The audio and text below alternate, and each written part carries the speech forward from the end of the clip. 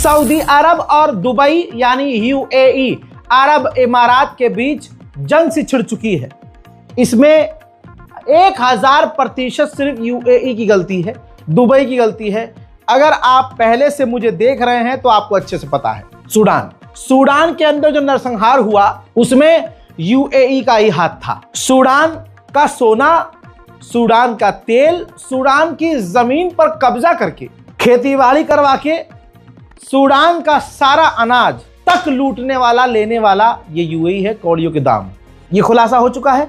Yemen के अंदर जो फसाद डलवा रहा था उसमें यूएई का सीधा नाम आया। अब इन कुछ बातों से सऊदी अरब किलस गया और किलसना बनता भी है।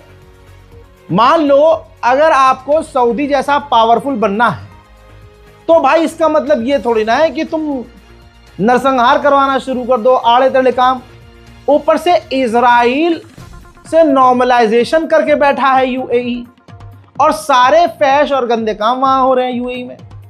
अब सऊदी भी खुद उल्टे सीधे काम करता है, लेकिन अगर यूएई सऊदी को नीचा दिखाने के लिए और सऊदी से ज्यादा ताकतवर बनने के लिए ऐसी हरकत करेगा तो सऊदी अरब तो चिढ़ेगा ही। अब दोनों के बीच इतना टकराव हो गया है कि देखिए आपकी स्क्रीन पर स्पेशल पॉडकास्ट में डोनाल्ड ट्रंप का करीबी एनवॉय एक बहुत बड़े चैनल पर जाता है और अपने मुंह से कह रहा है कि इस वक्त सऊदी अरब यूएई पर हमलावर है, हर तरह से यूएई को नुकसान पहुंचा रहा है। देखिए सूडान और यमन के मामले में ये दोनों डील कर सकते हैं, बात कर सकते हैं, लेकिन सऊदी अरब यूएई पर हमलावर है। हजरात, इस अमेरिकी सेनेटर ने यह भी कहा कि सऊदी अरब आगे नहीं जा रहा है, पीछे जा रहा है, तरक्की नहीं कर रहा है, वो बैकवर्ड हो रहा है।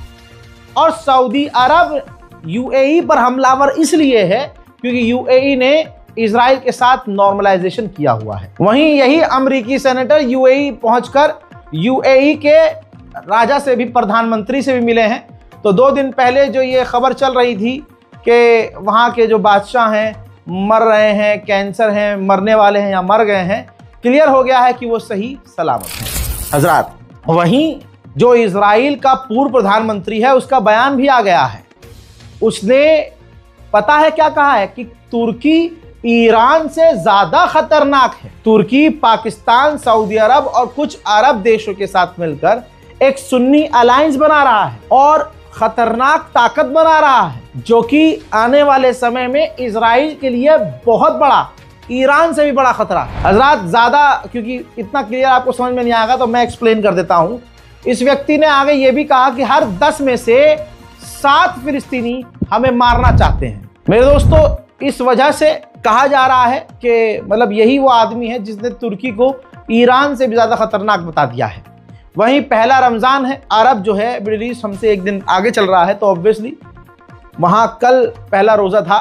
तो पहली रमजान को ही इजराइल ने गाजा के अंदर एक फिलिस्तीनी को शहीद कर दिया। फ्रांस के राष्ट्रपति इमैनुअल मैक्रोन ने कहा है कि जो फ्रांसीसी नागरिक इजराइल की तरफ से लड़ रहे हैं उन फ्रांसीसी सैनिकों को, नागरिकों को जेनोसाइडर नहीं कह सकते। सोचिए, गाजा के अंदर 18,500 फिलिस्तीनियों को इलाज की जरूरत है, मुल्क से बाहर किसी दूसरी जगह जाकर इलाज कराने की, लेकिन इजराइल ने सिर्फ 250 लोगों को अब तक फिलिस्तीन से बाहर जाकर इलाज करने की इजाजत दी है। इजराइल का घटियापन आप देखिए। इजराइल ऑस्ट्रेलिया और दूसरे देशों में कैंपेन चला रहा है गाजा की जमीन की, ताकि वेस्टर्न देश ऑस्ट्रेलिया के लोग गाजा के अंदर पैसा इन्वेस्ट करें और वहां जमीन और मकान खरीदे। गाजा के अंदर जो विदेशी डॉक्टर हैं, अमेरिका, जर्मनी, फ्रांस, ब्रिटेन के, जो वहां पहुंचकर गाजा में इलाज कर रहे थे, जब वो अमेरिकी और बर्तानिया के डॉक्टर्स, विदेशी डॉक्टर्स कुछ समय ब्रेक के लिए अपने अपने मुल्क जैसे अमेरिका वापस गए, तो अमेरिकन डॉक्टर्स ने अपने मुल्क में मीडिया को बताया कि इजराइल गाजा के अंदर क्या क्या कर रहा है। इजराइल एक्सपोज हो गया।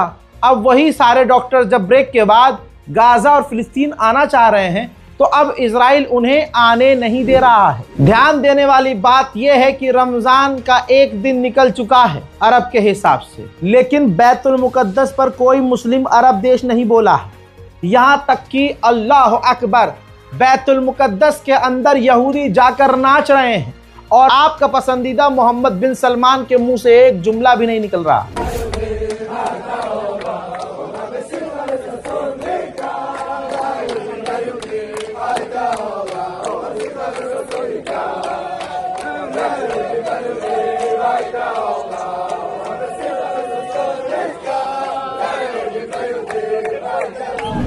रमजान मुबारक है और ऐसे में इजराइल जुल्म ना करे और हर साल नया जुल्म ऐड ना करे, ऐसा हो नहीं सकता।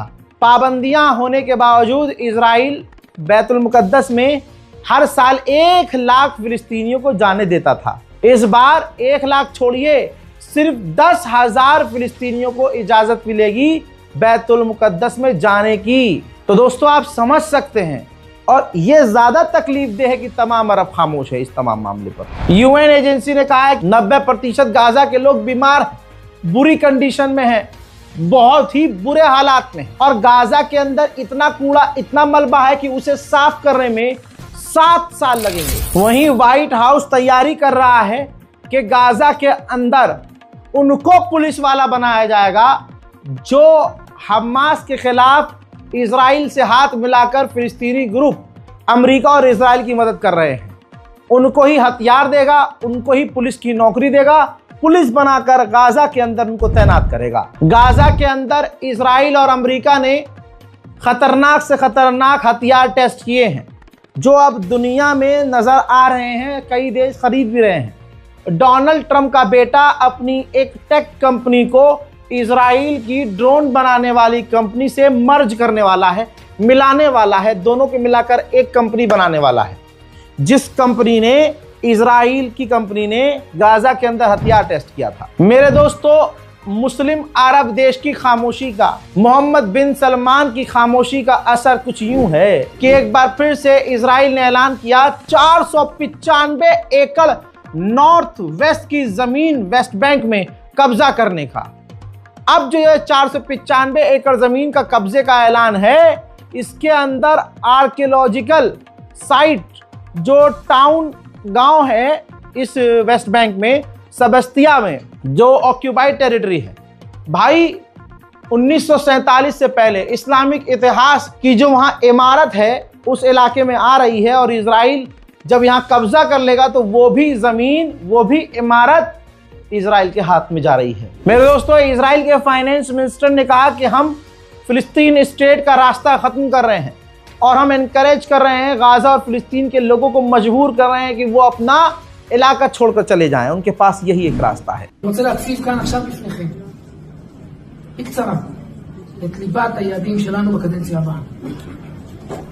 קודם כל, כפי שאמרתי קודם, להשלים את המהפכה. לחסל את רעיון מדינת הטרור הערבית, לבטל סוף סוף רשמית ומעשית את הסכמי אוסלו הארורים, ולעלות על נתיב ריבונות תוך עידוד הבנייה גם בעזה וגם ביהודה ושומרון. אין פתרון אחר לטווח ארוך. אני אומר את זה בצורה חד-משמעית. אנחנו אמרנו, हजरात, इथोपिया सोमालिया लैंड को मान्यता दे सकता है। यह बात जब तुर्की ने देखी तो तुर्की के राष्ट्रपति रजब तैयब एर्दोगान इथोपिया पहुंच गए और इथोपिया को समझाया कि सोमालिया लैंड को मान्यता मत देना, जिसके बाद सोमालिया लैंड भड़क गया और ये देखिए नोटिस जारी कर दिया और तुर्की के राष्ट्रपति की निंदा की और कहा कि हमारे मामले में ये जो टांग अड़ा रहे हैं ये सरासर गलत है, जो हमें मान्यता देना चाहता है वो हमें दे सकता है, हमारे मामलों में ये हरकत ना करें। अब खबर ये है कि इजराइल का राष्ट्रपति खुद अब इथोपिया जाने वाला है और कहा जा रहा है कि अब इजराइल इथोपिया पर प्रेशर बनाएगा और इथोपिया 50% पहले से ही इजराइल के आगे झुका हुआ है। कहा जा रहा है कि इथोपिया भी अब मान्यता सोमालिया लैंड को दे देगा।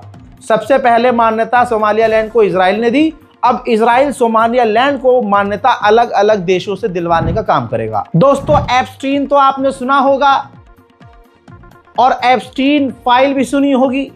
रिपोर्ट यह है कि जो एप्स्टीन व्यक्ति था यह कतर की गवर्नमेंट को मजबूर कर रहा था कि इजराइल को मान्यता दे दो।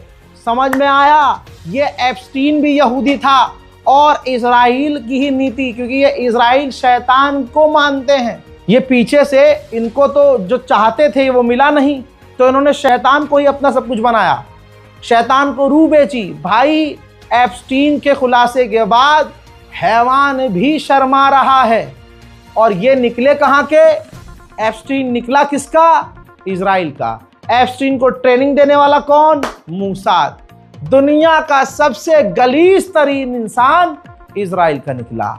दुनिया का सबसे बड़ा क्रिमिनल यहूदी निकला। और लीजिए, और भारत का एक खास समुदाय इजराइल के सपोर्ट में रहता है क्योंकि इनका किरदार और उसका किरदार सेम है। हजरात मोहतरम, 100 अलग अलग देशों ने, बड़ी अपडेट आ रही है, वेस्ट बैंक पर इजराइल ने जो कब्जे का ऐलान किया है, तो 100 अलग अलग देशों ने इजराइल के इस कब्जे की निंदा की है, जिसमें Afghanistan, Algeria, Andorra, Austria, Bahrain, Bangladesh, Belarus, Belgium, Bosnia, Brazil, Brunei, Burkina Faso, Canada, Chad, Chile, China, Colombia, Cuba, Cyprus, North Korea, Denmark, Djibouti, Dominic Republic, Egypt, Salvador, Estonia, Finland, France, Germany, Greece, जी हाँ Germany भी है, Greece, Guyana, island, India, जी हाँ India, टट्टी खोरो, पैखाना खोरो, देख लो अपना मुल्क पूरी तरह से इजराइल के खिलाफ है। India, Indonesia, Ireland, Italy, Japan, Jordan, Kuwait, Kyrgyzstan, Latvia, Lebanon, Liberia,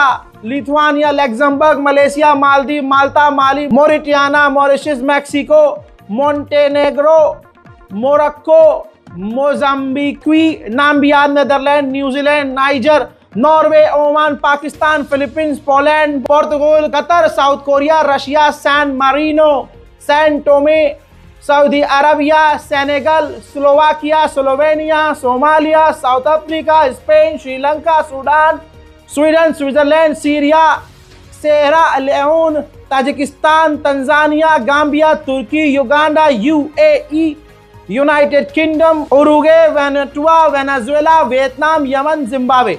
इन तमाम देशों ने खुल्लम खुल्ला, 100 देशों ने खुल्लम खुल्ला इजराइल के वेस्ट बैंक पर कब्जे की निंदा की है। ऑस्ट्रिया और वेटिकन सिटी ने बोर्ड ऑफ पीस में शामिल होने से इनकार करके ट्रंप को झटका दे दिया है। इजराइल का एक सैनिक फ्रेंडली फायर में अंदर ही अंदर खुद ही खेल रहे थे, गोलीबारी कर रहे थे, एक दूसरे के साथ बंदूक से खेल रहे थे, ठा ठा ठा, खत्म।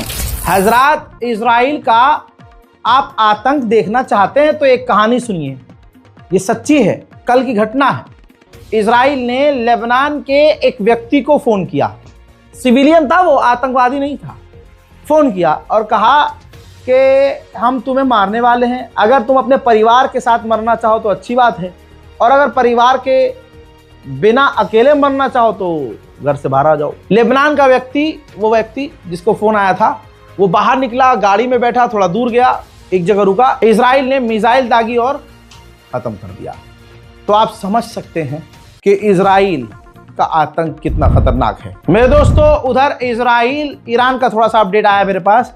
इजराइल ये कह रहा है कि अमेरिका हमें ग्रीन लाइट दे सकता है कि तुम ईरान की मिसाइल सिटीज पर हमला कर दो, और इजराइल इस वक्त पूरी तरह से रेड अलर्ट पर है और तैयारी कर रहा है ईरान पर हमला करने की। हजरात, अब ईरान ने भी कंफर्म कर दिया, ईरानियन ऑफिशियल कह रहे हैं कि अभी भी अमेरिका और हमारे बीच डिफरेंस बहुत ज्यादा है, गैप बहुत ज्यादा है, जो भरना मुश्किल है और लगता है ये डील नहीं हो पाएगी। मेरे दोस्तों, इस रिपोर्ट को जल्दी जल्दी शेयर कीजिए, अपनी दुआओं में हमें याद रखिए। इस बारकोड का इस्तेमाल करके गाजा और फिलिस्तीन की मदद के लिए आगे आइए, ताकि गाजा के अंदर हम खाना, पानी, सहरी और इफ्तार का कुछ ज्यादा कुछ नहीं, लेकिन थोड़ा बहुत तो कर सके, कम से कम बच्चों के लिए कर सके। इतने मुर्दे हम हो चुके हैं, इतना हमारा ज़मीर मर चुका है कि हम अपनी मौज मस्ती के लिए सब कुछ पूरा खर्चा करेंगे, दिखावे के लिए। जहां शादी में 4 आइटम से काम हो सकता है, वहां हम 20 आइटम सिर्फ दिखावे के लिए। और जो बच्चे गाजा में भूखे प्यासे हैं, जो बेचारे ऐसी फाके वाली जिंदगी गुजार रहे हैं, उनका घर नहीं है, छत नहीं है, कुछ नहीं है उनके पास, और न खाना है उनके पास, तो हम उनकी इफ्तारी और सहरी का इंतजाम नहीं कर सकते, क्योंकि वो दिखेगा नहीं ना किसी को। हम समझ रहे हो? यहाँ तो हम चंदा अगर 500 रुपये देते हैं तो सोचते हैं कि मस्जिद के पंखे की किसी पंखड़ी पर हम अपने पूरे वालिद समेत नाम लिख दें। अगर मस्जिद में चंदा हम देते हैं तो हमें तो ये चाहिए कि मशीन पर, अगर पानी की मशीन लगवाई है तो दादा परदादा बाप समेत अपना भी नाम लिखवा दें। ये है भाई हमारी असलियत। बहरहाल जो ईमान वाले हैं, मेरी बात सीधा दिल से दिल तक उनके लिए है। इस बारकोड का इस्तेमाल कीजिएगा। अगर बारकोड काम ना करे, बारकोड के नीचे अकाउंट डिटेल है, बैंक ट्रांसफर डायरेक्ट आप कर सकते हैं गाजा और फिलिस्तीन की मदद के लिए। इस रिपोर्ट को शेयर कीजिए, अपनी दुआओं में हमें याद रखिए। जय हिंद।